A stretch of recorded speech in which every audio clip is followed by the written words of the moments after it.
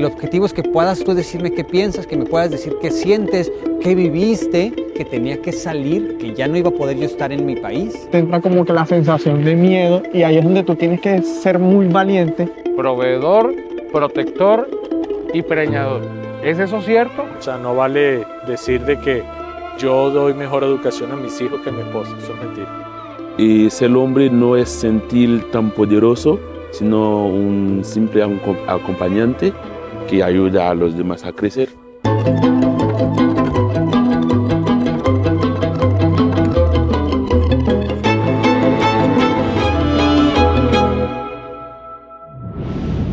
Hola, bienvenidas, bienvenidos, bienvenidas a todas las personas que nos acompañan el día de hoy. Estamos muy emocionados de recibirlas. Me presento, soy Pavel Lau y voy a ser el moderador del panel de violencia sobre masculinidades el día de hoy. Y esto lo estamos haciendo en el marco de la campaña de Ser Hombres de Mil Maneras, que es una iniciativa del subsector de violencia basada en género de la R4P. Pues el día de hoy queremos hablar y atender el tema de las masculinidades positivas, violencia basada en género, con un enfoque muy en particular en la población refugiada e inmigrante. Y lo vamos a hacer a través de algunos expertos que nos acompañan el día de hoy, a los cuales yo a través de preguntas muy específicas vamos a invitarlos a que nos compartan sus experiencias, sus opiniones y un poquito con esta iniciativa de poder abrir conversatorio y un reflexiorio en general. Que sepan que esto que están viendo lo pueden ver en español, lo pueden ver en inglés e incluso en portugués. Nuestra intención principalmente con este evento es generar una conversación, un enfoque donde todas, donde todos podamos tener y poder reflexionar sobre el tema relevante el día de hoy, ¿no? De las masculinidades, pensando en cómo nos debemos reconstruir para enfocarnos en mejores relaciones, ya sea con nosotros mismos, con nuestras parejas, con nuestras familias, con el entorno en general. Pues esto siendo la introducción, me gustaría brincar a presentar a los expertos. Empecemos contigo, Sebastián. Sebastián Molano es líder y fundador de Desafiando los Roles de Género. Sebastián, me da mucho gusto saludarte. Gracias por acompañarnos. También está Hernando Muñoz, profesor de la Universidad de Antioquia y doctor en perspectiva de género. Doctor, también agradecemos que nos acompañe el día de hoy. También está Mónica Noriega, especialista regional de violencia basada en género de la OIM. Mónica, qué gusto saludarte de nuevo. Y también está Rafaela Sánchez, coordinadora de la Unidad Técnica para la Igualdad de Género y Empoderamiento de las Mujeres del PNUD. Rafaela, hola de nuevo, qué gusto saludarte. Además está Emma Puig de la Bella Casa, quien es asesora regional de género y violencia basada en género de Hayas, quien colidera el subsector de violencia basada en género de la R4B, donde nace esta campaña. Emma, muchísimas gracias por acompañarnos y quisiera empezar contigo con la primera pregunta. Platícanos, ¿qué es la R4B y cuál es el trabajo del subsector? Te escuchamos. Muchas gracias, Pavel. Es un placer dar la bienvenida, ¿no? En nombre del subsector de violencia basada en género, que como bien decías, colideramos desde Hayas junto con el Fondo de Población de Naciones Unidas y Save the Children. En este espacio, este panel, ¿no? Nos emociona mucho estar aquí y recordaremos que, bueno, como ustedes saben, que la crisis de personas refugiadas inmigrantes de Venezuela es una de las más grandes del mundo actualmente y que solo en la región hay 4,6 millones de personas, las cifras van variando, van aumentando, de personas refugiadas, desplazadas, inmigrantes de Venezuela. Es tan complejo este escenario que en el 2018 el secretario general de Naciones Unidas, también lo saben, hizo un llamado para que las organizaciones que estamos dando respuesta pudiéramos gestionar esta crisis de una forma coordinada y articulada, ¿no? Y en ese sentido, a día de hoy, hay 159 organizaciones que son socias que trabajan en esta respuesta. En este sentido, pues está obviamente agencias de Naciones Unidas, están organizaciones de la sociedad civil, organizaciones no gubernamentales internacionales, están los estados, están los donantes y todas, todos y todes trabajamos de la mano para brindar esta asistencia y esta protección a la población venezolana. Dentro de este sistema de coordinación, que es complejo, como planteabas y dabas alguna información, Pavel, que se llama R4B, por las siglas en inglés, que significa Respuesta para Venezuela, desde sus inicios todas las organizaciones han priorizado la protección hacia la violencia basada en género para mujeres, niñas, niños, población LGTBIQ+, todas estas poblaciones que enfrentan grandes desafíos y son más vulnerables a la violencia. Y para asegurarse que como respuesta tengamos intervenciones que generen impacto, ¿no? Que tengan calidad, que sean coordinadas en este marco de la prevención, de la respuesta y la mitigación a la violencia basada en género, se creó un subsector, un grupo especializado que está dentro del paraguas de protección, que es el subsector de violencia basada en género. Y este subsector de violencia basada en género facilita una coordinación y una implementación en la programación de violencia basada en género en los 17 países que integran la respuesta. Y para ello, pues hay un trabajo muy articulado, hay una planificación que garantiza, ¿no?, que se pongan las personas sobrevivientes de violencia basada en género en el centro de todas nuestras intervenciones. Y evidentemente hay diferentes estrategias para abordar el trabajo, ¿no? Y una de ellas es la estrategia de trabajo en masculinidades positivas. Y en este sentido, desde el subsector de violencia basada en género consideramos, las organizaciones miembros, que involucrar a los hombres y a los jóvenes es crítico para poder erradicar la violencia hacia mujeres y niñas y adolescentes, y que urge que los hombres tomen conciencia de que la violencia machista es un problema estructural y que ellos efectivamente también son parte de la solución. Consideramos también que sin un cambio en las normas sociales que contribuyen a esta violencia, sin un cambio en las actitudes, en los comportamientos machistas y patriarcales, va a ser muy difícil avanzar en la búsqueda de la igualdad de género y una vida libre de violencia para mujeres, niñas y niños.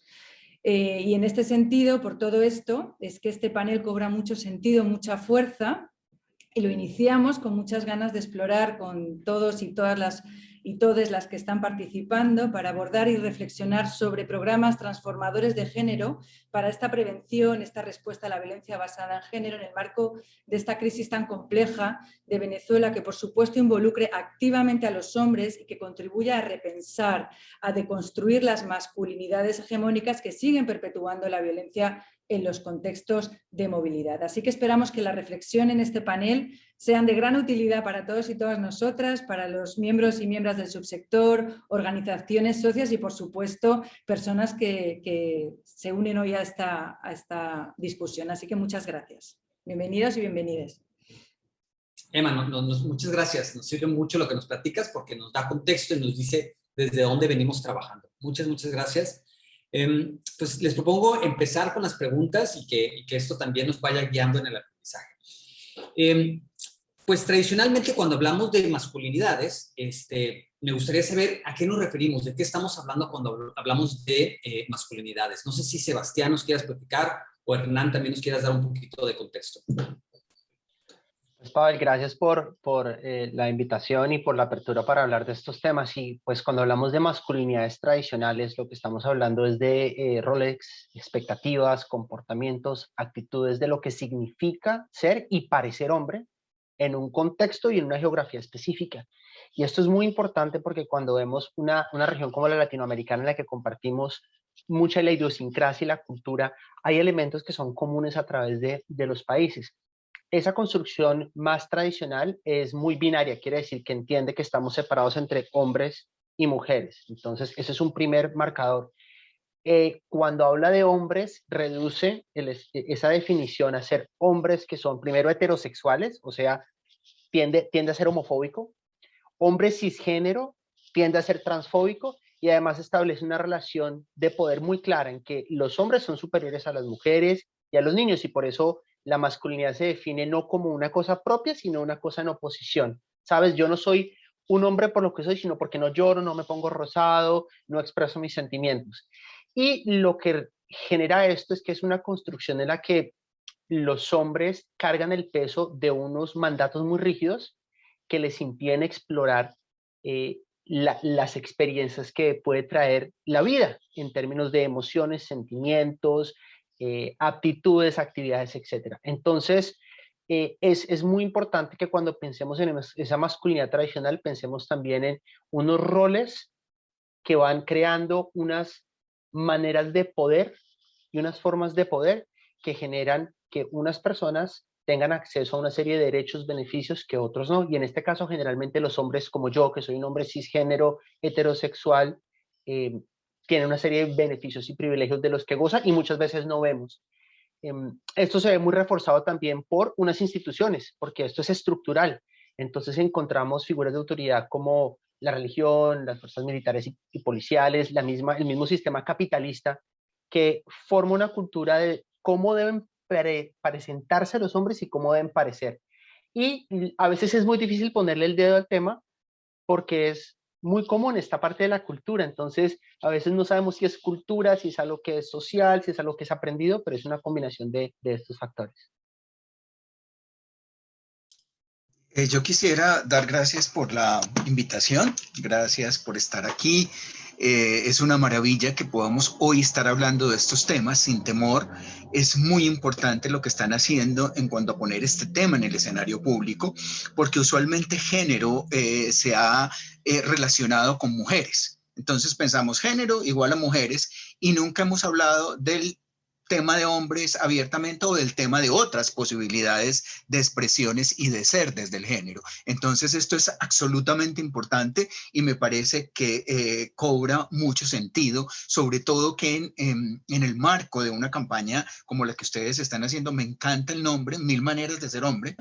Yo creo que esa es la posibilidad y con lo que acabo de decir Sebastián, quiero agarrarme un poquito del tema de esto de decir 1000 maneras de ser hombre. Hoy nos está diciendo, no es solo una masculinidad, no es solo una forma de ser hombre, que es lo que Sebastián estaba explicándonos un poco. Es una posibilidad de ver masculinidades. Entonces ya empezamos a hablar de género e involucrar a los hombres, de género e involucrar otras formas de ser humano y de expresiones de género y de sentirse y de identidades de género, pero también dentro de los mismos hombres muchas posibilidades de ser hombre. Yo creo que lo tradicional se lo estaba agarrando todo el tema de sentir que solo hay una manera de ser hombre, y Sebastián ya explicó. Entonces es unas características que se están dando en la cultura y una manera también de ser mujer, y que no había otras formas. Es lo que llamamos lo no binario. Y creo que hoy yo he dicho a mis estudiantes y en lo que he trabajado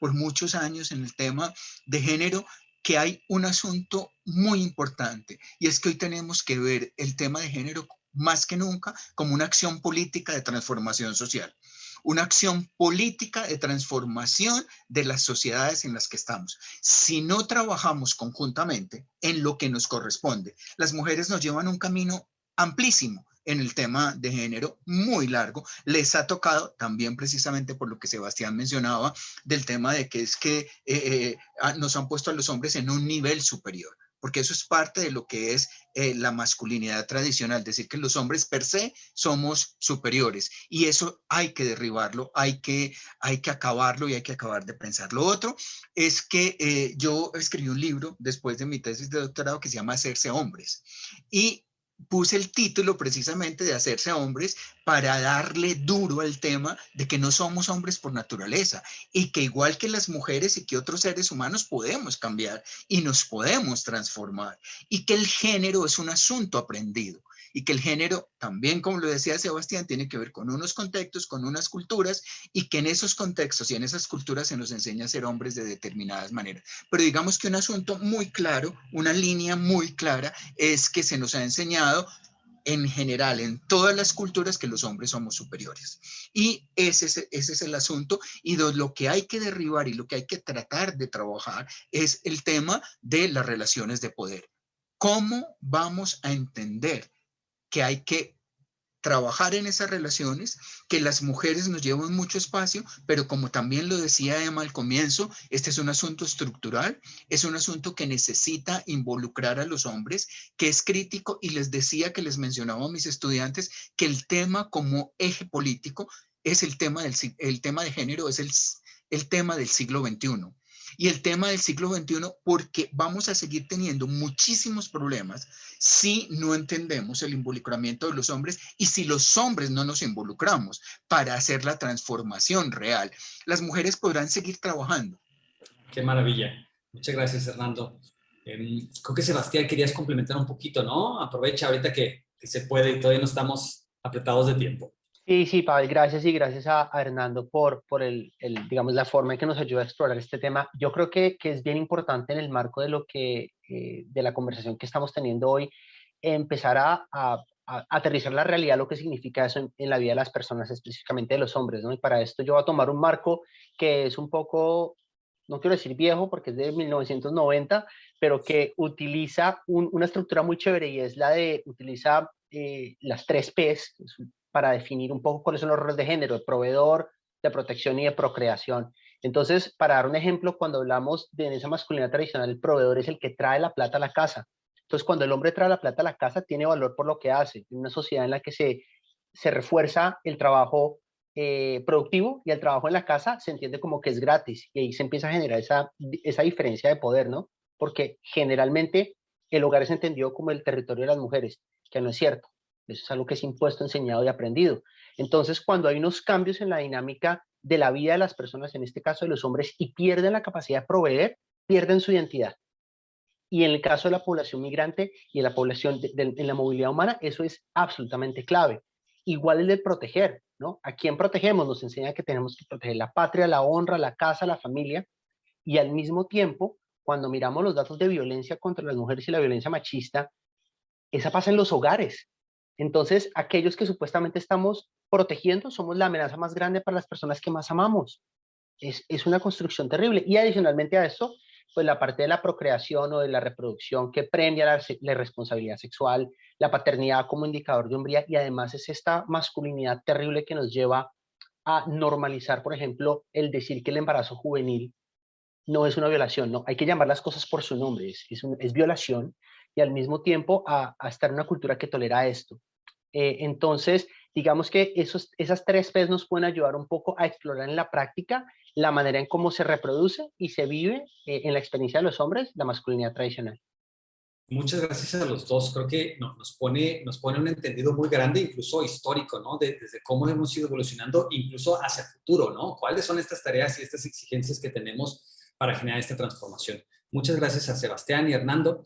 Bien, pues ahora me gustaría explorar esta parte de cuáles son las consecuencias de estas masculinidades que vivimos para las mujeres y para las niñas. No sé si tal vez Mónica nos puedas platicar cuáles son las consecuencias. Gracias, Pavel, y gracias a todos los y las panelistas. Qué gusto estar con ustedes hoy. A ver, yo creo que todos vivimos las consecuencias de estas masculinidades tradicionales, ¿verdad? Y yo creo que a lo que Hernando y Sebastián hacen alusiones a un sistema desigual, a un sistema patriarcal que está muy arraigado en nuestro día a día. Con seguridad vamos a hablar de muchas consecuencias, pero la primera consecuencia que yo tengo que mencionar, y quizás la más extrema expresión de este sistema, es la violencia basada en género.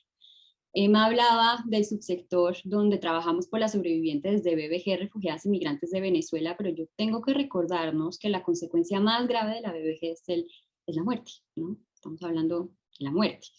Y últimamente hemos tenido que luchar contra una pandemia y tenemos esa lucha muy vigente, ¿no? En lo que estamos viviendo, y pues el tema de la violencia de género es una pandemia. Y conociendo después de este año de primera mano los efectos de las pandemias, ¿cómo podemos aceptar como sociedad que en América Latina y en el Caribe 2 de cada 3 mujeres sufran violencia basada en género? No podemos tolerar esta pandemia, y como nos estamos vacunando contra el COVID, yo creería que tenemos que vacunarnos contra la violencia. Por eso la importancia del panel de hoy también. Yo creo que el tema que nos plantea Sebastián es el primer paso para hacerlo, que nos plantea Hernando, ¿verdad? Repensar esas masculinidades, repensar esos roles.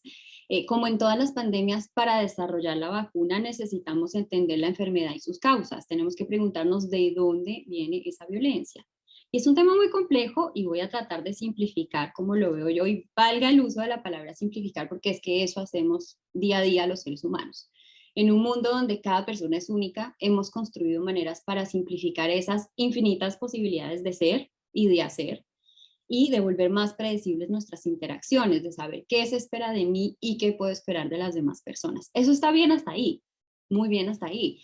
El tema es que la violencia contra las mujeres y las niñas ha sido legitimada a través de una supuesta supremacía, como lo decíamos, de lo que hemos construido, ¿no?, en lo masculino frente a lo femenino. Y digamos que como grupos sociales, entonces, en un determinado momento y lugar, tomamos una característica que hasta hace muy poco era indiscutiblemente o incuestionablemente binaria, ¿no? El nacer hembra o varón, hoy sabemos que es distinto, y hemos construido una cajita que contiene todos los atributos, las tareas, los comportamientos, incluso los sentimientos. Imagínense los sentimientos y las oportunidades que esa persona debería tener o a las que debería tener acceso según esa característica. Entonces, ¿esto qué significa en términos simples? Significa que hoy en día, por ejemplo, una cosa que parece inofensiva, que es ir al cumpleaños o festejar el cumpleaños de un niño de 6 años, en Colombia, por ejemplo, y uno no llevaría una muñeca rosada, en cambio probablemente le lleven unos bloques, le lleven para construir una torre, un puente, una pistola de agua, un soldado, ¿verdad? Parece inofensivo. Miren, desde mi época, por ejemplo, al chico adolescente le comprábamos cuadernos con fotos de modelos en vestido de baño en la carátula, y a la chica en cambio le comprábamos ropa, maquillaje, revistas repletas de consejos de cómo conquistar a un hombre. Entonces, el chico que quiere lecciones de karate o boxeo encontrará muy pocas chicas en su clase, y las chicas que más ve seguirán siendo las de las carátulas de su cuaderno en bikini. Y en un momento determinado, todas y todos como grupo social armamos estas cajitas. Estas cajitas es para la niña, se va llenando con ternura, con belleza, con cuidado, con un hombre a su lado como plan de vida. Esta cajita es para los hombres, Sebastián hablaba de la casa, por supuesto para las niñas y mujeres. Esta es para los hombres, tiene ambiciones profesionales, donde se va naturalizando un poco la violencia en esa caja, unos comportamientos frente a la mujer y frente a otras identidades de género que denotan superioridad, y así vamos creciendo y vamos aprendiendo. Me gustó eso que dijimos de impuesto, Sebastián, impuesto aprendido, he debido anotarlo, pues me gustó mucho, así precisamente es, y qué incómodas que son estas cajas, ¿verdad? O sea, con infinitas posibilidades y con tantas personas diferentes, y nos empeñamos en regirnos por estas dos binarias cajitas tan restrictivas, ¿no? Entonces, a mí me gustó mucho lo que dijo Sebastián, de que se construye este narrativo, esta idea de lo que es ser hombre o ser mujer, se construye en oposición la una a la otra, como en las cajitas que yo me imagino, ¿verdad? Aquí estoy simplificando mucho porque no estoy hablando de interseccionalidad, no estoy hablando de edad, de raza, de etnia, de condiciones socioeconómicas, ¿no? Estoy hablando simplemente de lo primario. Y ahí es que es una de las primeras cajas que abrimos para clasificar a las personas. Yo acabo de ser madre por primera vez, y una de las primeras cosas que condicionan las expectativas que tenemos sobre esa nueva vida, desde el color de la ropa que se le va a comprar, hasta los sueños profesionales, las parejas que nos imaginamos para casarse, que le atribuimos todos los adultos desde las 20 semanas de gestación, es que es mucha presión, ¿no? A partir del sexo asignado al nacer únicamente. No sabemos nada de esa personita, pero como sociedad tenemos afán en adjudicarle su caja. Entonces, desde muy temprana edad, lo que yo creo que se espera de mí en un momento determinado está íntimamente ligado a la caja que supuestamente es, a la que supuestamente pertenezco. Es muy importante lo que lo que percibo que se me permite, o lo que percibo que se valora de lo que hago, está íntimamente ligado con eso. Pensemos un poco entonces en esto de valorar, porque es que las cajas no se crearon iguales, vuelvo al punto. Lo que valoramos como sociedad, o como pensamos, digamos, que hay cualidades que derivan respeto, como el poder físico, económico o el de las armas, inclusive en cualidades que intelectualmente consideramos más importantes, como el liderazgo, el saber tomar riesgos. ¿En qué caja se encuentran más frecuentemente? ¿En la que le pusimos H de hombre o a la que le pusimos M de mujer, ¿no? Yo quiero volver muy insistentemente sobre el punto de que los imaginarios se han construido en oposición el uno al otro, porque es que ahí también podemos ver esas desigualdades, ¿no? En una caja está fuerte, en otra caja está sumisa, en una caja está protector, en otra caja está vulnerable, en una caja está proveedor, en otra está cuidadora. No están las cajas en el mismo lugar. Están pensadas en un sistema donde una es dominante, ¿verdad? Si las pusiéramos en una balanza, pues una pesaría más, ¿verdad? Incluso si hablamos de las cajitas que se salen de ahí de niño y niña, la de niño tiene una aceptación distinta, ¿no? Pensemos, por ejemplo, cuando le deseamos a las parejas que tengan un niño para que, bueno, se preserve el apellido. Y ustedes me dirán, bueno, pero ¿cómo hicimos para que perdurara y siga perdurando este orden por tanto tiempo? Y nos hablaban entonces de las legislaciones. Me encantó lo que dijiste, Hernando, ¿no? Del carácter político que tiene esto, por supuesto. Son a través de las normas, de la tradición, de la religión, de la cultura también, que hemos preservado este orden.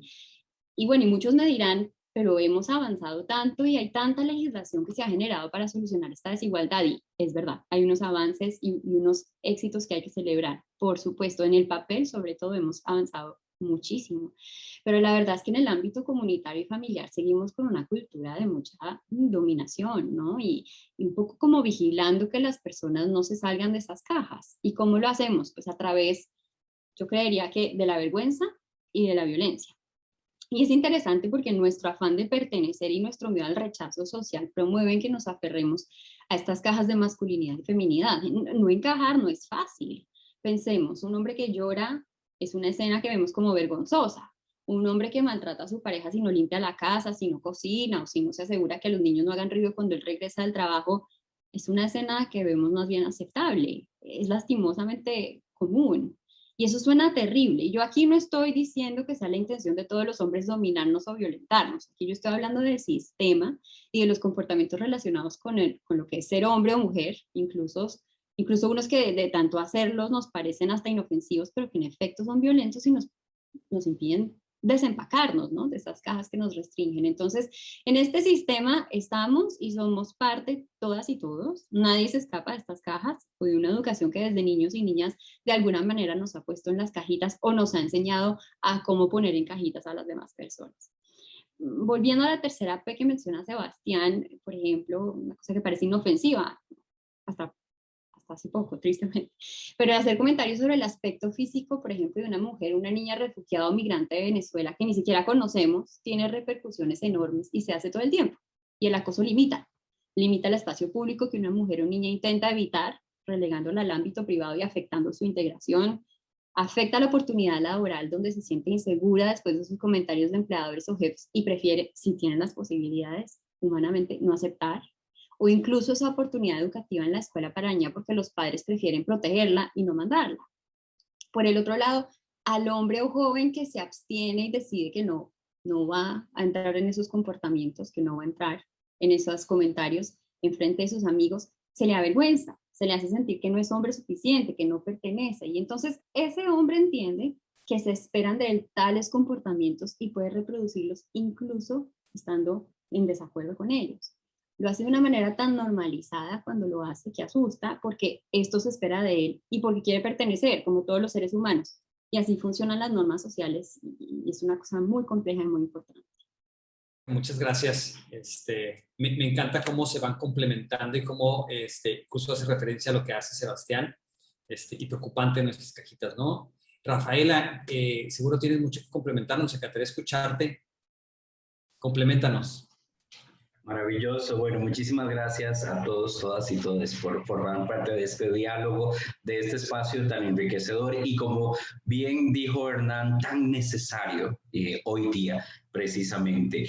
Justo con lo que Mónica nos planteaba, las normas sociales de género, esas cajitas tienen mucha fuerza, ¿verdad?, en nuestra cotidianidad. Y como Sebastián planteaba, son impuestas por la cultura, nos hacen sentir como que las tenemos en la sangre, que corren, ¿verdad?, por nuestras venas, estas normas sociales de género.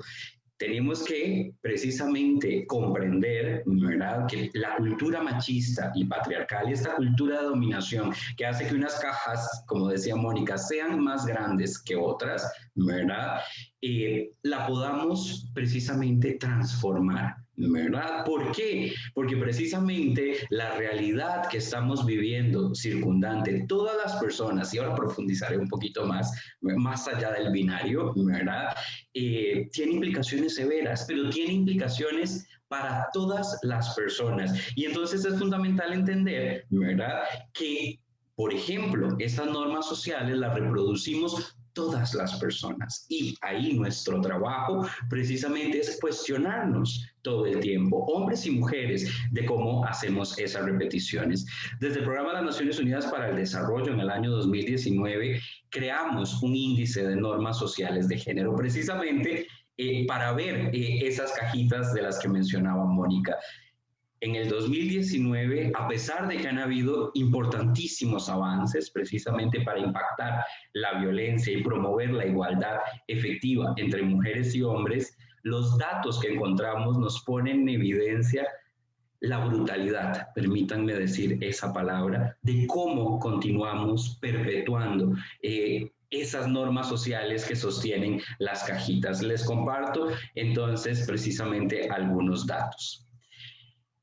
Casi el 50% de las personas que fueron entrevistadas para este índice en 77 países con diferentes índices de desarrollo humano, las personas de estos 77 países, nos dice, ¿verdad?, que ese 50% de la población cree que los hombres son mejores líderes políticos que las mujeres, y un 40% sigue creyendo que los hombres son mejores empresarios que las mujeres. Y otro dato también brutal en esta lógica, casi un tercio de las personas consideran aceptable que un hombre agreda físicamente a su pareja. Y allí, ¿verdad?, y por eso decía la brutalidad, se sigue legitimando precisamente con esas normas sociales de que, por ejemplo, los cuerpos de las mujeres, ¿verdad?, son cuerpos que pueden ser explotados. Mónica nos ponía perfectamente el ejemplo que vivimos en la adolescencia, las tapas de los cuadernos, ¿verdad?, con mujeres semidesnudas. Esos son mensajes que van creándose en estas normas sociales de género que debemos transformar. Y además, ¿verdad?, pensando en las consecuencias que tienen particularmente estas normas sociales de género, ¿verdad?, sobre esa construcción donde nos hacen sentir también de que solo existen las mujeres con vulva y los hombres con pene, y con todas las características que Sebastián ya había dicho, ¿verdad? En esta lógica, ¿verdad?, donde solo se crean o se considera que existen esas formas de cuerpos, ¿verdad?, quedan excluidas. Y quedamos excluidas muchísimas personas, ¿verdad? Muchísimas personas que no encajamos precisamente en esas consideraciones de las normas sociales y esta estructura patriarcal y de dominación. Y hago referencia precisamente a las personas LGBTIQ+,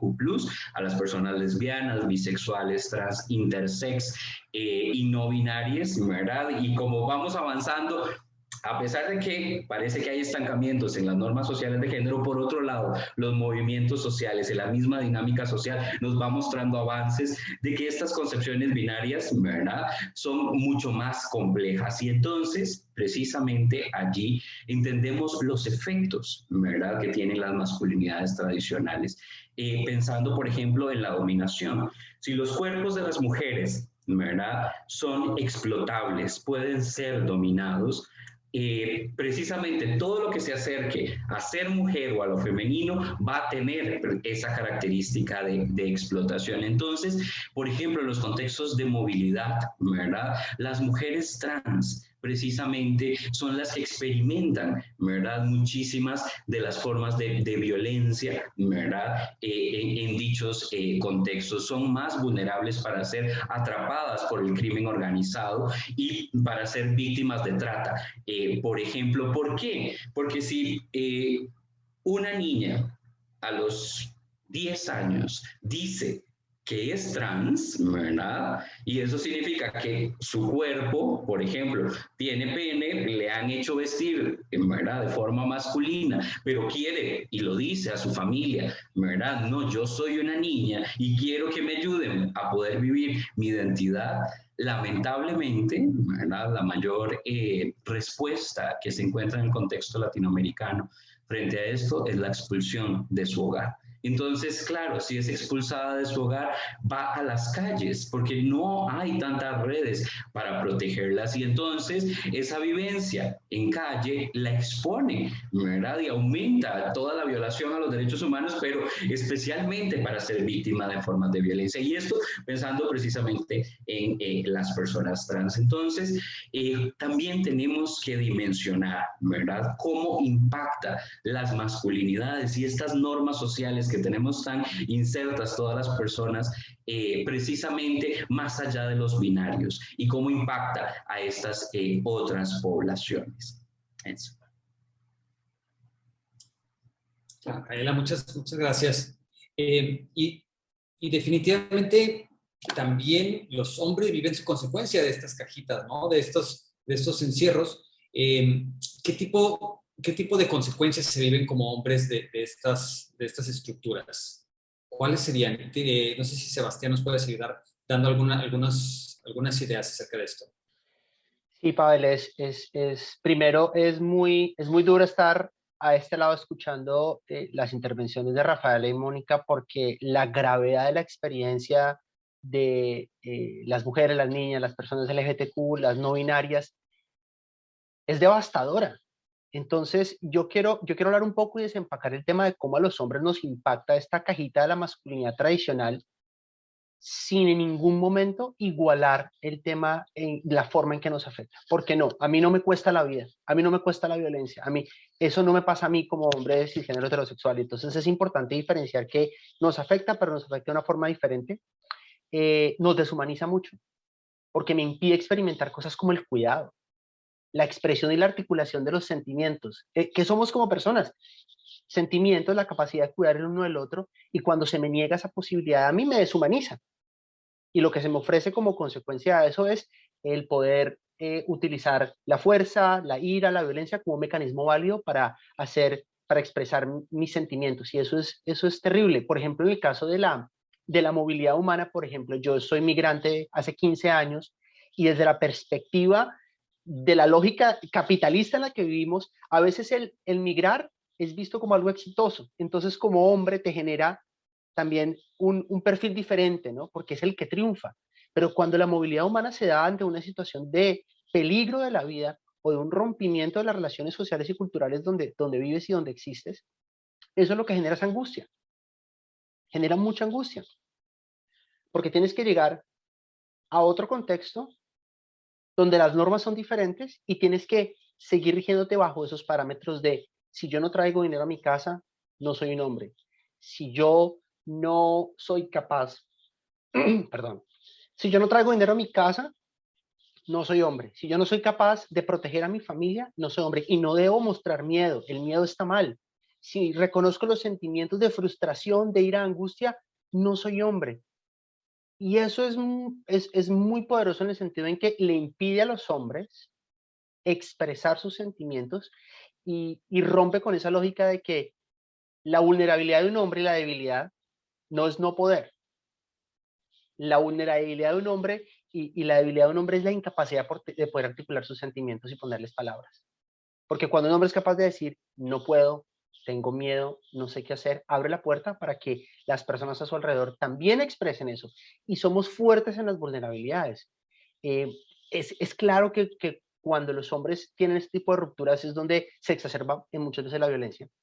Hay mucha soledad con los hombres, y eso se ve ejemplificado también en las altas tasas de suicidio que afectan a los hombres, el tema de la salud mental. Y adicionalmente a eso, en que no es solo una manera que afecta a los hombres particularmente individualmente, sino cuando se insertan en un contexto nuevo, hay normas y formas en las que la masculinidad se vive en esos contextos. Por ejemplo, en lugares donde la normalización de la violencia es más alta, y cuando viene de un contexto donde la violencia no es tan normalizada, y llegas a un sitio donde es normal ofender, agredir, insultar, usar las armas, eso genera una ruptura en el sentido de que o me adapto o me adaptan, ¿no? Entonces es una situación muy compleja y deshumanizadora sobre todas las cosas. Y para terminar, para cerrar en esto, es que también nos impide ver la humanidad de los demás y entender que el hecho de tener una experiencia de vida en la que hay una diversidad de expresiones de género, de orientaciones sexuales, no nos quita la humanidad. Y como hombres tenemos que empezar a quitarnos ese velo binario, porque nos impide entender y comprender la vida de una forma mucho más amplia. Sebastián, muchas gracias.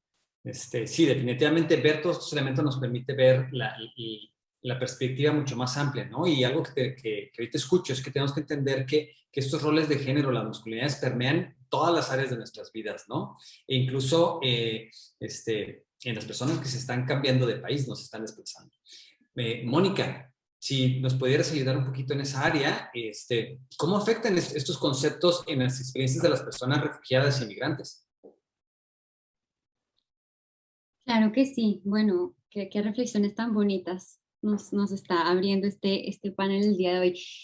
Ya hablamos un poco, digamos, de la raíz de la violencia contra las mujeres y niñas y sabemos que está cimentada en las dinámicas de desigualdad de género, pero cuando hablamos también de violencia de género tenemos que hablar de lo que llamamos nosotros factores contribuyentes, que en el caso de las mujeres y niñas refugiadas y migrantes de Venezuela, aquí también muy importante mencionar las necesidades de las personas LGBTI, plus especialmente las mujeres trans, pues hay unos factores contribuyentes también, ¿verdad? Que tenemos que entender, que son como restricciones de movilidad, dificultades, digamos, en conseguir medios de vida, incapacidad de satisfacer necesidades más básicas, menor acceso a regularización, menor acceso a información sobre derechos y servicios. Algo importante que mencionaba Rafaela mucho es mayor aislamiento de redes de apoyo, por ejemplo, mayor discriminación y xenofobia, o por ejemplo más exposición a situaciones de calle o alojamiento en condiciones precarias e inseguras.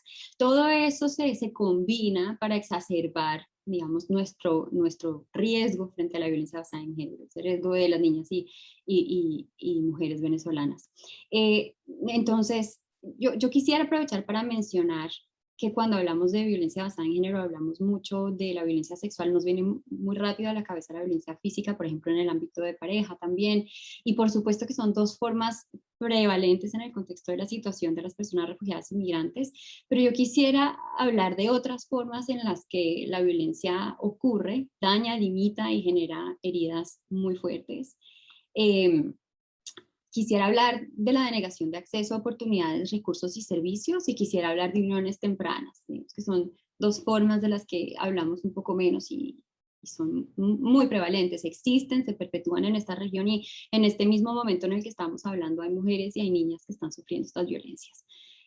Yo quisiera hablar entonces de cómo a veces se denega el acceso legítimo a recursos, activos económicos, oportunidades de ganarse sustento, servicios de educación, salud, u otros servicios sociales, porque es que tiene una incidencia muy fuerte en esta crisis. Hay información de los miembros de la plataforma y una herramienta en particular que tenemos nosotros para conocer sobre los flujos migratorios, es una herramienta que llamamos la DTM, una matriz que hace seguimiento al desplazamiento, hace unas encuestas y unos estudios, y hemos evidenciado con mucha preocupación las barreras tan grandes que tienen las mujeres refugiadas y migrantes para acceder a medios de vida en los países de acogida, sobre todo. Entonces, hemos encontrado, a ver, déjenme hablarles un poquito de lo que hemos visto. Hemos visto un contraste enorme entre el alto porcentaje de las mujeres venezolanas, hasta el 60%, ¿no?, que tienen educación superior, y un altísimo porcentaje tiene también experiencia laboral previa. Esto debería, digamos, implicar un mayor y mejor acceso remunerado al mercado laboral en los países de acogida, ¿no? Es más, el porcentaje de mujeres con grado universitario es mucho mayor que el de los hombres. Sin embargo, las mujeres reportan en mucha mayor proporción estar desempleadas, y en su mayoría quienes finalmente sí encuentran un sustento lo hacen primordialmente en el mercado informal, un 75% de las entrevistadas. Y en ese escenario entonces nos preguntamos este contraste, ¿por qué? ¿No? La calificación y sus medios de vida como que no van de la mano, y tenemos que volver al tema de la BBG, porque es verdad, existen problemas importantes para todas las personas refugiadas y migrantes con respecto al acceso a regularización, claro, la capacidad de absorción de los mercados laborales en nuestros países, en la región, pues tiene ciertos desafíos y bueno, hay problemas como la homologación de títulos, entre otros, pero esto es para todas las personas. Pero lo que pasa es que en su gran mayoría las mujeres y las niñas reportan la violencia basada en género, en especial el acoso sexual callejero y el acoso sexual en ámbitos laborales, como una de las principales barreras para integrarse laboralmente. Esto, como ya vimos, está íntimamente ligado con algunos comportamientos propios de la masculinidad tradicional, ¿no? Y el creer que las personas deben estar, las mujeres y las niñas, deben estar disponibles para recibir y aceptar estos comentarios, proposiciones, hasta caricias indebidas. Y estos comportamientos mandan, digamos, una señal más allá del incidente, y es que estos espacios públicos, el mundo laboral, no son lugares para mujeres.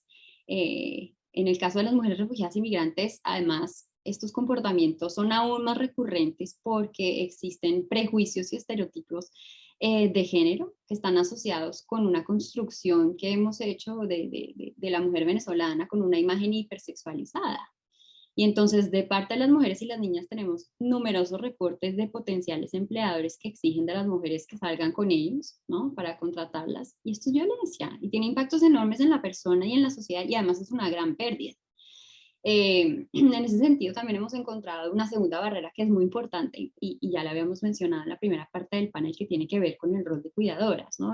Digamos, el tema de mujer igual casa, que va dentro de esa cajita de mujer, porque es casi automático que al necesitar cuidado para las personas menores o mayores de la familia en los hogares venezolanos, sea la mujer la que tiene 100% la responsabilidad de asumirlo, tenga o no tenga empleo, generando unas cargas adicionales tremendas que uno le impiden su trabajo o dos que la obligan a hacer de todo para poderse desenvolver en trabajos que de por sí se dan en condiciones muy precarias en el sector informal, como ya hablamos.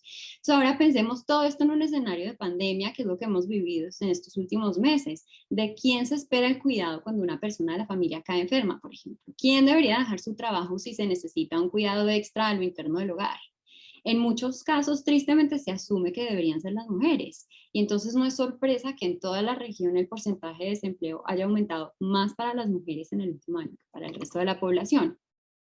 Hablamos entonces de un impacto desproporcionado de las mujeres en términos de cargas del hogar y de barreras adicionales en la búsqueda de oportunidades dignas. Y tal ha sido el efecto de la falta de acceso a un sustento que el año pasado en los países del corredor andino las mujeres venezolanas nos reportaban haber tenido que dormir al menos una noche en la calle, incluyendo a sus hijos y hijas en muchos casos, ya que no tenían acceso a un alojamiento seguro. Esto, claro, también exponiéndolas a otra clase de incidentes, incluidos otros incidentes de violencia basada en género. Les dije que quería mencionar otro tipo de violencia que nos tiene muy preocupados, y es el tema de las uniones tempranas, porque en todo el mundo sabemos que las uniones tempranas y el matrimonio forzado, como le llamamos en otras regiones, se incrementa. Y esto está pasando en nuestra región, ha pasado y está pasando en nuestra región. Y normalmente las uniones tempranas vienen, digamos, de una necesidad de proteger a las niñas y a las mujeres, ¿verdad? Bueno, a las niñas. Digamos, reconociendo los riesgos que existen para ellas y la preferencia de que más bien estén bajo la protección de un hombre que además pueda proveer para ellas, de nuevo íntimamente ligados a la visión de protección y provisión. Y hemos tenido reportes muy preocupantes de la incidencia de las uniones entre hombres mucho mayores y niñas, chicas de menos de 18 años, que además de ser una forma de violencia en sí, según los marcos internacionales, por su misma naturaleza, estas relaciones donde hay unas desigualdades adicionales a las de género suscitan riesgos, pues, muy pronunciados, volviendo a la denegación de recursos. ¿Qué tanta libertad tienen para decidir sobre su futuro, ¿no? Incluyendo decisiones importantísimas de cuándo, cómo, cuántos bebés tener, si es que quieren? Y en lo inmediato, pues también muy preocupante incluso su acceso a servicios de salud sexual y reproductiva. Entonces, pues eso nos tiene bastante preocupados, también porque el riesgo en estas relaciones, digamos, de que se experimente esta o distintas otras formas de violencia de pareja íntima es sumamente alto. Y la violencia de pareja íntima estos últimos meses realmente que ha sido terrible, digamos, el efecto que ha tenido la pandemia como factor contribuyente, ¿no? Estamos hablando de un contexto donde permanecemos más tiempo, digamos, las sobrevivientes permanecen más tiempo con sus agresores en un contexto donde hay muchísimo menos acceso a redes de apoyo y a servicios. Me queda poco tiempo, ¿verdad, Pavel? Pero si puedo mencionar una tercera preocupación grande que tenemos es el tema de la explotación sexual. Y aquí, digamos, quisiera hacer énfasis en que teóricamente entendemos que la violencia basada en género es un acto lesivo que se comete en contra de la voluntad de una persona, ¿no? Y digamos que lo opuesto contra la voluntad de una persona es con su consentimiento informado, ¿verdad? Y hay muchas razones por las que las mujeres y las niñas pueden encontrarse en situaciones de extrema vulnerabilidad al dejar su país, ¿no? Hemos hablado ya de un par de ellos, ¿no? Vestirse, transportarse, alimentarse, lo más básico. Falta de documentos, falta de familiares, falta de redes de apoyo. Y la capacidad, entonces, que uno puede tener en esa situación de medir los riesgos y los beneficios y de tomar decisiones libremente, pensando en su bienestar, pues se puede ver limitada temporalmente. Y muy frecuentemente, en vez de encontrar apoyo para que ellas mismas puedan encontrar estrategias protectoras, se enfrentan es más bien a situaciones en donde para conseguir transporte o alojamiento, incluso un kit de aseo, se le exigen favores sexuales.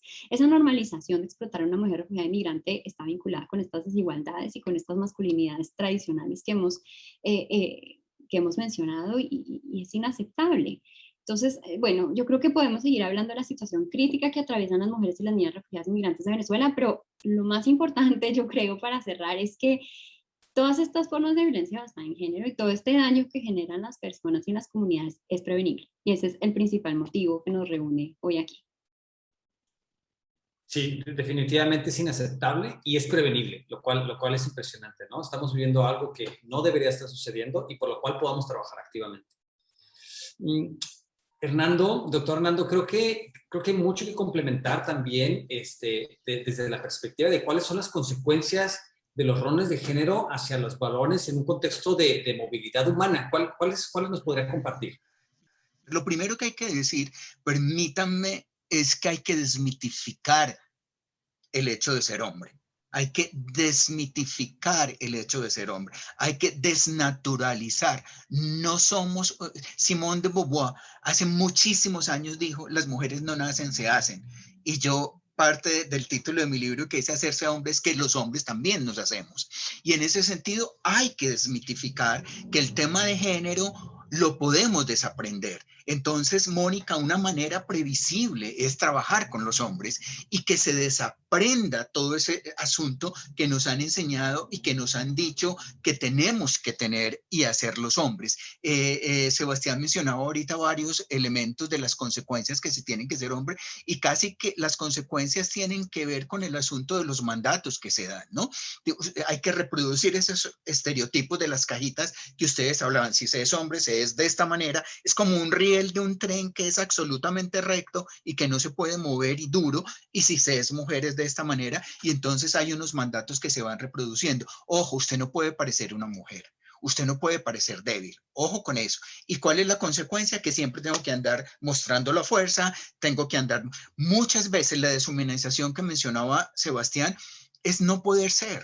A los hombres se nos ha negado culturalmente poder ser, y también lo hemos cogido como un privilegio. Es decir, ahí no es que pobrecitos los hombres, no, es que tenemos que ser responsables de eso y de construir eso que también se nos ha dicho que es que no podemos ser, y entonces, pobre de mí, no, que es parte también de la lucha que tienen las organizaciones como las de Naciones Unidas o las ONGs o las mismas universidades. Yo, cuando propongo temas de masculinidades en investigación en la universidad, sé que muchos se ríen. Sé que muchos se ríen porque piensan que es que eso no vale la pena. Los hombres son así, nunca van a cambiar y no vale la pena. Y ahí es donde yo también quisiera poner un énfasis, y es que hay que insistir en este tema.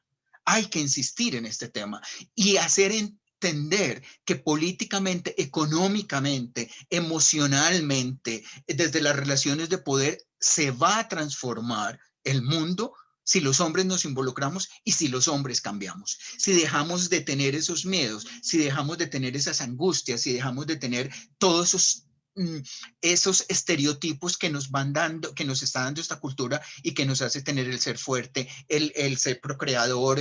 Ya varios hombres hoy están diciendo, yo no quiero ser papá, por ejemplo. Yo no quiero tener hijos, lo cual es muy interesante, y también muchas mujeres. Entonces creo que vale la pena ir mirando también desde ahí, y yo hago énfasis en que hay que desnaturalizar y sacar. En movilidad, ¿qué pasa?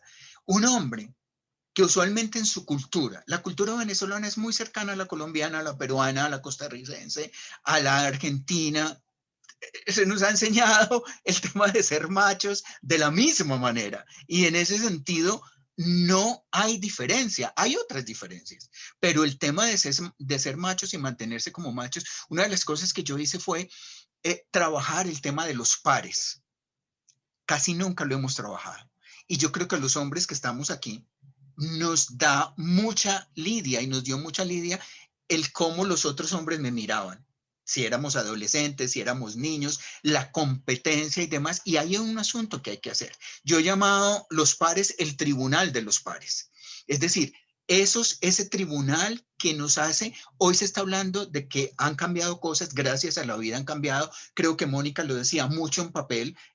Rafaela también seguramente lo sabrá y lo sabemos. En el tema LGTBI también han cambiado muchas cosas, en el tema de las, pero en el papel, y parece que tuviéramos que andar con un papel debajo del brazo para que se nos acepten los derechos y se acepten los derechos, y eso no puede ser. El asunto también tiene que ver con la transformación de imaginarios. Entonces ahí juega un papel absolutamente importante la educación, cómo yo transformo imaginarios, cómo yo, es la familia, son los pares y es la escuela.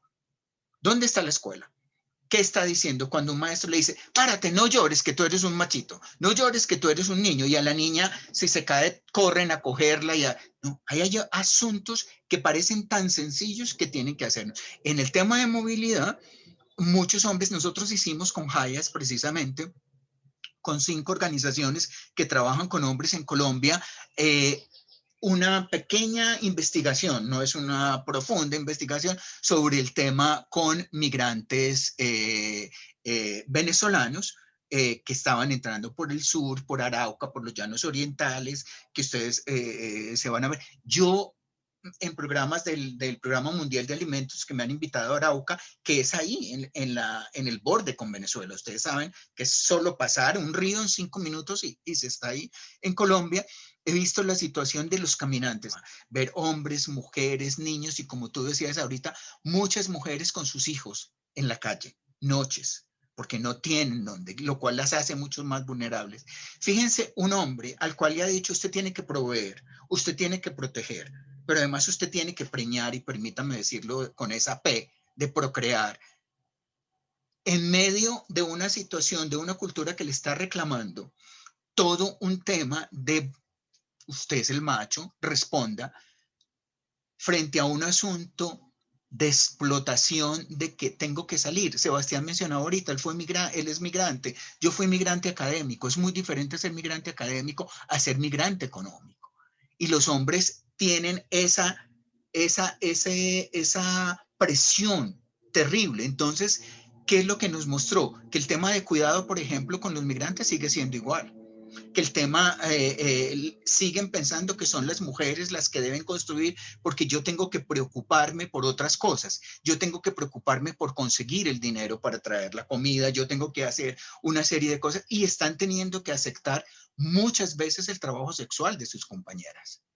Entonces, fíjense, frente a todo lo que se nos ha enseñado de lo que significa ser un hombre, de lo que vale para ser un hombre, enfrentarse desde la migración económica, desde la migración política, desde el desplazamiento a un hombre que se le ha dicho que tiene que sostener un hogar, una familia y demás. Yo creo que ahí hay asuntos que nos tienen que mover a que hay que trabajar con estos hombres, que el contexto es diferente y que estos hombres tienen una doble carga y un doble peso, y es lo que la cultura les exige de ser hombres, que nos exige a todos, y el tema de esa exigencia de la cultura más la exigencia de estar sin posibilidades como hombres para responder por su familia, caminando horas y horas y buscando lugares y tratando de llegar a un espacio. Y yo creo, sin justificar de ninguna manera, que esa explosión y esa combinación de factores lleva muchas veces a la violencia, a que las niñas se entreguen en matrimonios infantiles, a que haya un tema de ausencia mucho más grande de los hombres y que aparezcan. Yo quisiera solo mencionar por último aquí uno de los temas que hemos estado observando con un grupo de profesores en Medellín y en Colombia es, por ejemplo, el trabajo sexual de los hombres. Y creo que ahí hay mucho más para investigar, para trabajar, para averiguar, pero creo, Mónica, como tú lo decías, y Pavel lo decía, la prevención está en que trabajemos con los hombres y que hagamos conciencia del papel que tenemos para erradicar las violencias contra las mujeres y las niñas. Wow, no sé si, yo nada más estoy moderando, pero no sé si ustedes como panelistas sienten que este deseo de que todos hablemos al mismo tiempo, ¿no? Entonces, Hernando, muchas gracias por el comentario. Yo sí quisiera. Pues se nos está acabando el tiempo, entonces lo que vamos a hacer es empezar a cerrar todas estas brechas de ideas que tenemos, entonces invitarlos a que pues tratemos de ir pegando para poder tener un cierre. Sé que eso no lo soluciona, pero parte del proceso es debatirlo, sacarlo a la luz para que podamos ir encontrando poco a poco las soluciones, en un acto de conciencia, ¿no? Y la pregunta que tenemos para empezar a cerrar es ¿cómo construimos relaciones más sanas e igualitarias, ¿no? Conmigo mismo, con mi pareja, con mis familias. No sé si Sebastián, tú quieras empezar ahí, te estoy aventando al ruedo, sobre cómo construimos estas relaciones para que entre todos vayamos ya empezando a cerrar estas ideas. Te escuchamos.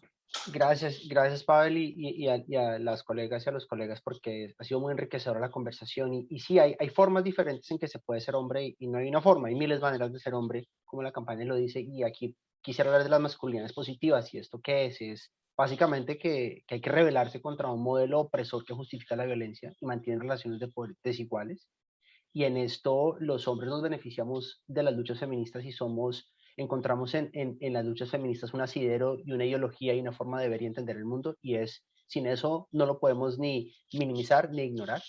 Y las masculinidades positivas primero es una oposición a esa masculinidad tradicional de la que hablábamos, en la que hay un reconocimiento explícito de la igualdad de las personas, que son diversas en su construcción, o sea, no son solo el varón heterosexual cisgénero.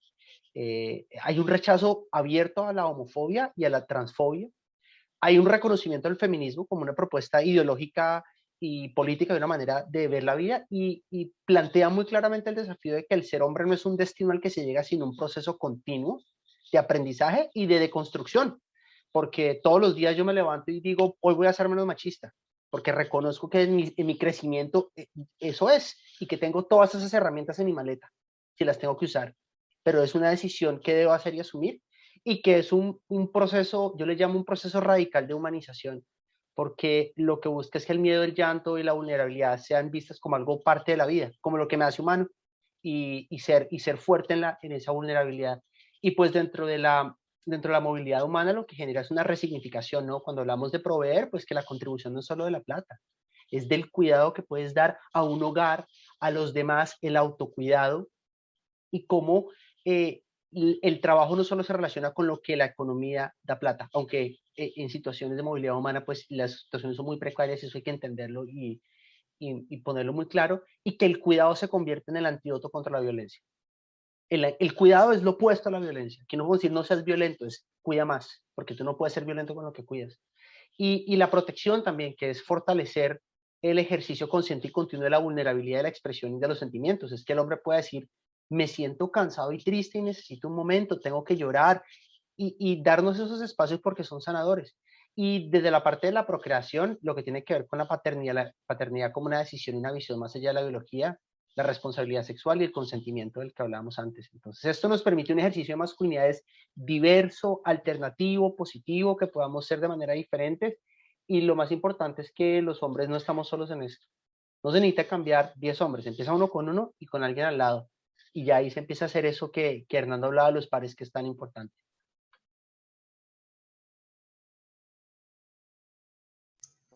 Muchas gracias, Sebastián. Me encanta cómo hablas de estas masculinidades, que puede haber masculinidades positivas, ¿no? Que podemos jugar un rol activo en este proceso de transformación. Fernando, no sé si tengas algo que complementar. Yo quisiera hacer una advertencia y que nos miremos en ese sentido como ojo con esto, y es la trampa de las nuevas masculinidades. Ojo, que no caigamos en la trampa de las nuevas masculinidades. Yo usualmente no hablo de nuevas masculinidades, yo hablo de masculinidades positivas, masculinidades no hegemónicas, y me gusta mucho más un término que acuñé en ese escrito que hice, que es masculinidades resignificadas. Porque creo que el resignificarnos como hombre nos permite llevarnos a la reflexión. Cuando yo resignifico algo, lo pienso. Y cuando lo pienso, estoy haciendo el ejercicio de evaluarlo, de mirarlo, de ver qué es lo que tengo que cambiar, qué es lo que rehacer algo. Y creo que vale la pena. El tema de las nuevas masculinidades nos lleva a una trampa de fachada. Entonces, ¿cuál es la trampa de fachada? Yo no sé si a ustedes les ha pasado, seguramente les ha pasado, que uno ve a un papá, entonces ve a un hombre como Sebastián, no sé, Sebastián, voy a decir aquí una cosa horrible, de pronto me regañas, en los 40, 35, 40, no sé qué, más o menos, y uno lo ve con su bebé en el supermercado y dice, ay, qué hombre tan hermoso, qué maravilla, no sé, pero vemos a la mujer con 5 hijos llevando uno acá, o con un hijo, con un coche y no sé qué. Y eso es lo que le corresponde. Y creo que ahí, con ese ejemplo tan tonto como parece, es una fachada. Y nos estamos quedando en que las nuevas masculinidades o nuevas formas de ser hombre es hacer cosas que nos corresponden como adultos funcionales. Es que a un adulto funcional le corresponde cuidar a su hijo.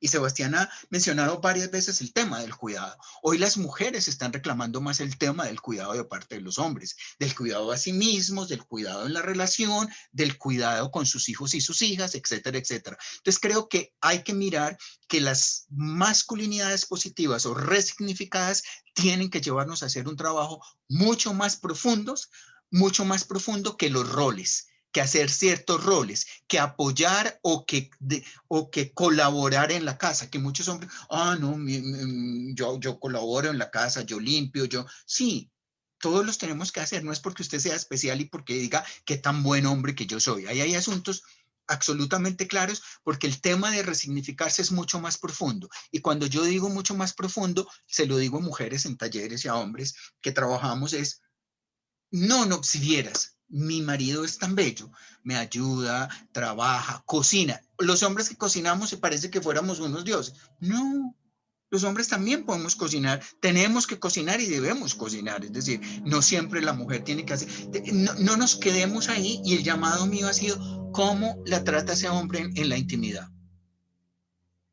Porque una cosa es que en público queramos ser políticamente correctos, y otra cosa es cómo la trata en la intimidad, cómo la trata frente a sus pares, frente a otros amigos. Muchos hombres se vuelven cómplices, y creo que esas nuevas masculinidades, esas nuevas masculinidades no nos permiten ser radicales. Por ejemplo, si estamos en un billar con los hombres, jugando el billar o lo que sea, ¿por qué tengo que hacerle el juego a unos piropos sucios o malucos que hagan otros hombres, cuando yo en mi casa no lo hago y no estoy de acuerdo? Hay que decir, yo no soy cómplice de eso. Hombre, no hagas eso. O sea, a ver, creo que esas nuevas formas de establecer esa resignificación es cuestionarnos entre los mismos hombres, y es ponernos en evidencia de que ese tipo de cosas no se hacen y que no debieran aparecerse. Entonces creo que ahí hay asuntos estructurales y demás que nos van a ayudar, y que esa resignificación sea desde la deconstrucción de las relaciones de poder.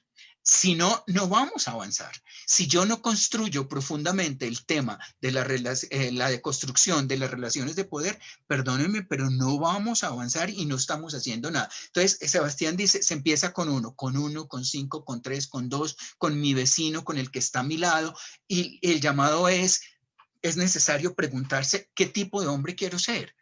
Hoy en día, ¿qué nos está mostrando las relaciones de género? ¿Qué beneficios he obtenido solamente por nacer hombre? Nos hemos preguntado eso, por ejemplo, y en esa resignificación yo tengo que preguntarme eso. ¿Mi hombría está determinada por la biología o realmente hay cosas sociales que puedo cambiar y que puedo transformar? Yo creo que existen mucho más opciones, 1000 maneras de ser hombres, 1000 maneras de trabajar el tema del patriarcado, de deconstruirlo, y que a lo largo de la vida podamos ir haciendo esa reflexión y que nos vayamos cuestionando y reflexionando. Las reflexiones sobre cómo podemos y debemos contribuir los hombres a la pluralidad de ideas, cómo revertir la crisis y aportar a la construcción de una sociedad basada en valores éticos, ¿cierto? Cómo pasar de ese modelo hegemónico, tradicional de masculinidad en el que hemos sido criados y criadas también las mujeres, a reconocer la diversidad y experimentar masculinidades resignificadas, igualitarias, equitativas. Otra forma, ¿no? Tenemos que entender mejor el tiempo en que estamos viviendo y preguntarnos cómo pasar del uso de la fuerza, por ejemplo, al respeto, a la empatía, de la dominación al respeto, de esos roles tradicionales a los no convencionales, cómo poder hacer conciencia de los privilegios que hemos tenido y que estamos haciendo. Yo creo que con el planeta hay un llamado a cuidar el planeta, y hay una cantidad de cosas que están ahí, que están claras. Voy a parar acá porque yo me emociono y entonces puedo seguir hablando. Pero creo que hay esperanza en poder deconstruir esto. Qué bien cierras, Hernando, hay esperanza y hay mucho que hacer, ¿no? Entonces, tener estos dos elementos. Muchas gracias, Hernando. Entonces, masculinidades resignificadas. Eso ayuda bastante. Pues bien, muchas gracias, Sebastián, muchas gracias, Hernando. Mónica, ¿quieres que ayúdanos a cerrar, a tratar de darle un poquito de lógica de todo lo que abrimos para poder cerrar? Te escuchamos.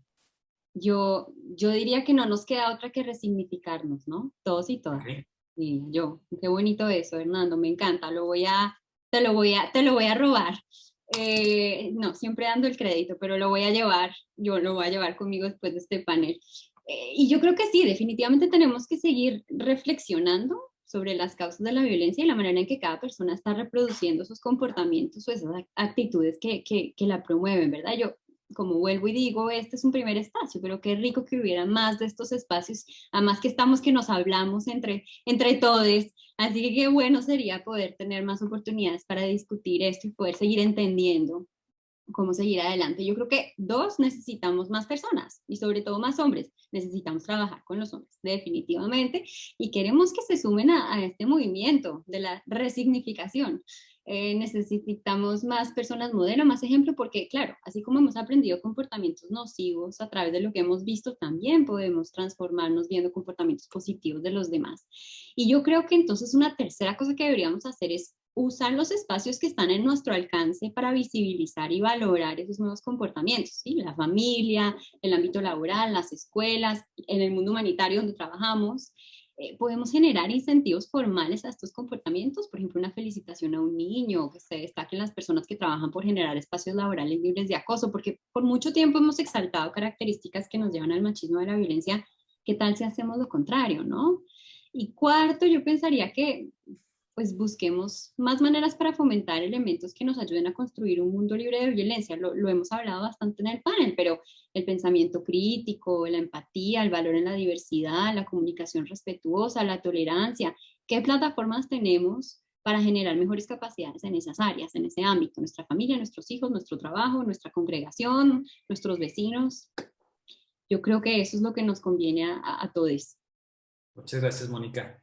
Y Rafaela, pues ayúdanos a cerrar, también platícanos. Creo que algo que podría embonar muy bien para este cierre es qué es ser hombre de mil maneras.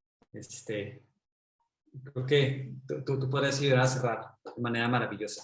Te escuchamos. Bien, muy bien. Bueno, empecemos por lo rico de tener este espacio. La diversidad, no solo de personas que estamos, sino de análisis, de discusión y de reflexión. Y coincido, qué rico tener otros espacios también, pero solo en el ratito que estamos, muestra que sí es posible. Y nos rompe esa idea de que las feministas no podemos dialogar con los hombres que resignifican sus masculinidades, ¿verdad? Y creo que lo plasmamos con muchísima claridad precisamente hoy, y más nos quedamos con las ganas de querer, ¿verdad?, reflexionar. Y justo con esta lógica, con esta evidencia, pues le mostramos también, ¿verdad?, a las personas, pero en especial a los hombres, con 3 hombres de ejemplo, ¿verdad?, que es posible resignificarse. Y que, usando las palabras de Hernán, precisamente, que esa resignificación se puede lograr y que hay 1000 maneras, ¿verdad?, precisamente para lograrlo.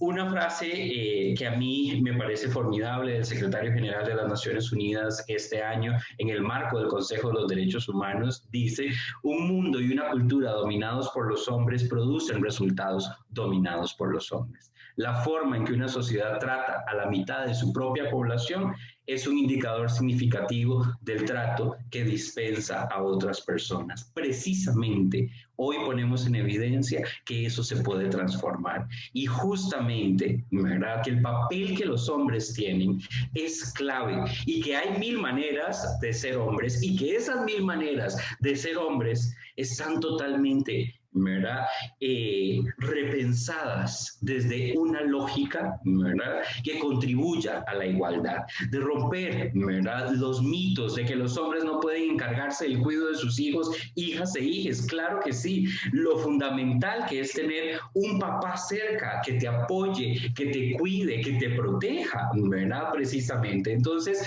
esas 1000 maneras de ser hombres pasan precisamente por esa resignificación. Creo, y es clave, ahora sí, también con el otro tema transversal que hemos dialogado, que en esa resignificación pongamos la lupa, ¿verdad?, ampliemos la dimensión a la violencia. como una de esas formas en que se manifiestan las normas sociales, los estereotipos, los roles, todo lo que hemos hablado, las cajitas, como las inauguró Mónica precisamente, cómo nos damos cuenta cuáles son esas formas y tomamos acción, todas las personas, ¿verdad? Para eliminar precisamente la violencia y especialmente la violencia contra las mujeres, ¿verdad? En contextos de movilidad.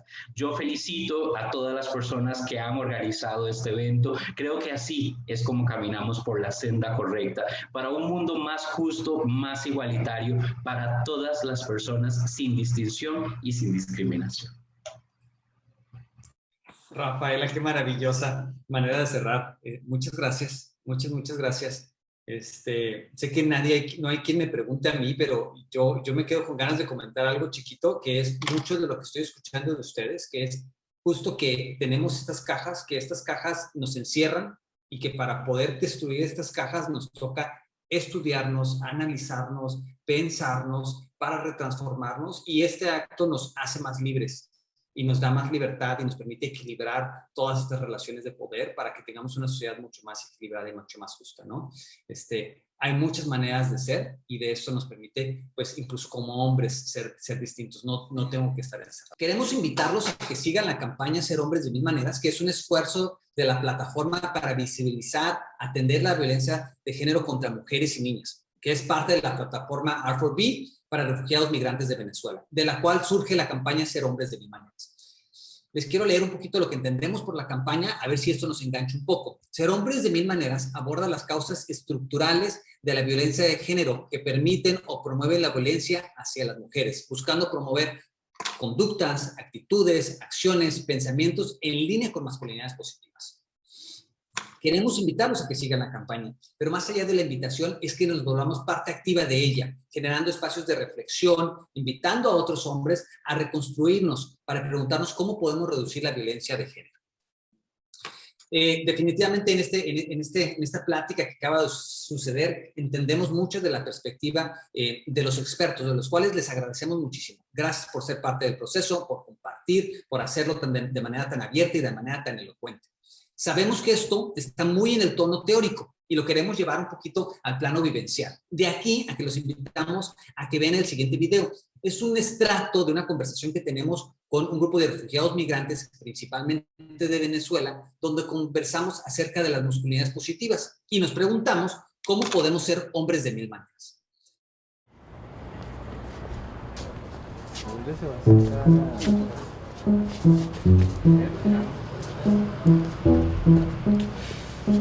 El objetivo es que puedas tú decirme qué piensas, que me puedas decir qué sientes, qué viviste cuando estaba dándome cuenta que tenía que salir, que ya no iba a poder yo estar en mi país, el camino y cómo me siento ahora, ¿no?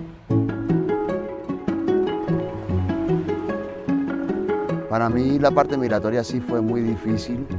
Tengo 2 hijos en Venezuela que los extraño demasiado y jamás pensé salir de mi país. Bueno, se siente gacho dejar a tu familia ante todo y el dolor tan inmenso que se siente y bueno, ante todo saber de que vienes para otro país también y el temor que te da enfrentar la vida de nuevo.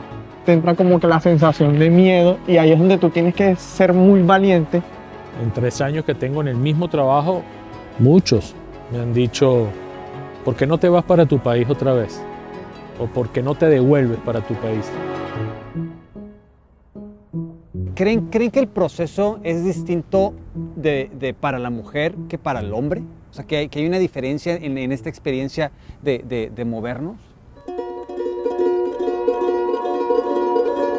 Por experiencia conozco muchas mujeres que han venido de Venezuela y se las han visto difíciles para entrar porque las han juzgado de que vienen a ser trabajadoras sexuales. Mi hermana 30 años y mi mamá 60 años. Y las tuvieron desde las 9 de la noche que llegó el vuelo hasta las 6 de la mañana. Porque las vieron solas, como tal. Fueron 3 personajes, 3 hombres, que incluso estaban pidiendo dinero. Sí, en ese caso estaban pidiendo dinero para poderlas liberar. Si no, las iban a devolver a Venezuela para prácticamente un secuestro express. Sí, un secuestro express. Y la familia no le daban dinero por dejarlas entrar, o sea, no entraban. ¿Sí? Y porque vieron a 2 mujeres solas con una niña, le sucedió eso. Y entonces sí, la mujer es más vulnerable en esa situación. Lamentablemente, nosotros los hombres, y me incluyo yo, tenemos como un poder, o nos creemos tener un poder divino sobre el sexo femenino. Y en esa posición de poder, se nos puede ocurrir cualquier cosa. ¿Cómo nos podríamos autodefinir como hombres? Lo llaman las 3 P. Proveedor, protector y preñador. Entonces, ¿es eso cierto? Preguntaría yo al resto y cómo lo ve cada uno. Ya esa definición de hombre cambió. El ser hombre significa muchas cosas diferentes, ¿no? Ser esa figura que tienes que ser porque sí, porque ya es un estigma que tienes encima de que el hombre no llora, porque tenían un padre que decía, si me sale un hijo gay lo mato. Ya ese concepto, ya ese esquema cambió. Si yo hubiera pasado ese ejemplo a seguir en este caso de los padres, creo que no estaría aquí. Soy la única parte de la familia que es parte de la comunidad LGTBQ. Entonces, si yo quisiera que los hombres en un futuro no fueran generadores de esos espacios tan difíciles, ¿qué me corresponde a mí? Nuestros hijos varones, ¿verdad? Que algún día van a estar en alguna posición y hay que hacer un quiebre con esa tradición patriarcal, machista, de dominio y de que yo a toda mujer que veo la quiero, la deseo. Lo que hacen tus padres, las cosas que hacen tus padres, obviamente los niños no van a hacer igual cuando estén grandes. Y creo que eso ayuda a romper los estigmas que tú dices, ¿no? Empezar a abrir otros caminos y empezar a ser ejemplos de seguir a otras personas que sí lo quieren ser, ¿no? O sea, no vale decir de que yo doy mejor educación a mis hijos que a mi esposa, eso es mentira. Ahorita los roles son compartidos. El hombre tiende a ser muy orgulloso por situaciones X y pasa, y pienso que dejar ese orgullo es como que dar la apertura al aprendizaje o a las cosas que la gente te está diciendo. Todos los hombres lloramos, todos tenemos un momento de debilidad, de que lo venimos abajo. Y ser hombre no es sentir tan poderoso, sino un simple acompañante que ayuda a los demás a crecer.